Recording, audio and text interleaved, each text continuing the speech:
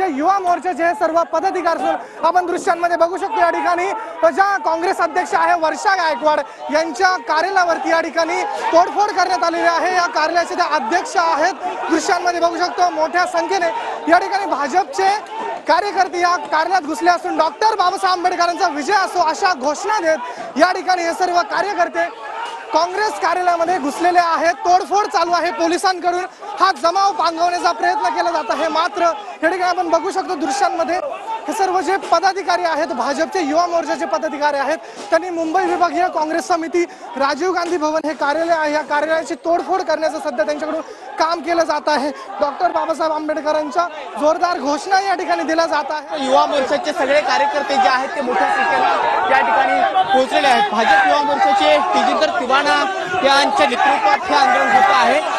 तेजिंदर जी आपण पाहतो की पोलिसांचा मोठा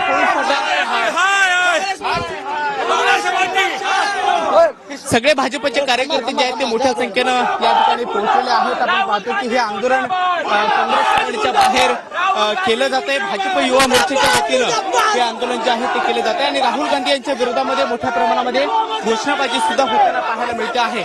एकीकडे डॉक्टर बाबासाहेब आंबेडकर यांच्याबद्दल अमित शहा यांनी जी काही टिप्पणी केलेली होती त्यावरून इंडिया आघाडी पूर्णपणे आक्रमक झालेली होती आणि देशभरामध्ये वेगवेगळ्या पद्धतीने आंदोलन केले। कांग्रेस ने हमेशा ही संविधान का अपमान किया है, देश में आपातकाल लगाकर और बाबा साहेब अम्बेडकर को चुनाव हराकर नेहरू जी ने, बाबा साहेब अम्बेडकर जी ने इस्तीफा दिया तो उनका अपमान किया।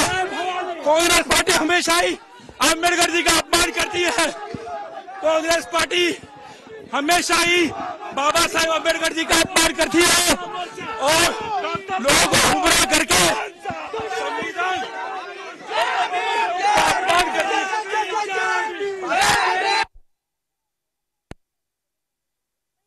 मध्ये हा मोठा राडा झालेला आहे। भाजप युवा मोर्चाचे हे कार्यकर्ते काँग्रेस कार्यालयामध्ये घुसले। अम्बेडकर जी का अपमान किया है और लोगों को झूठ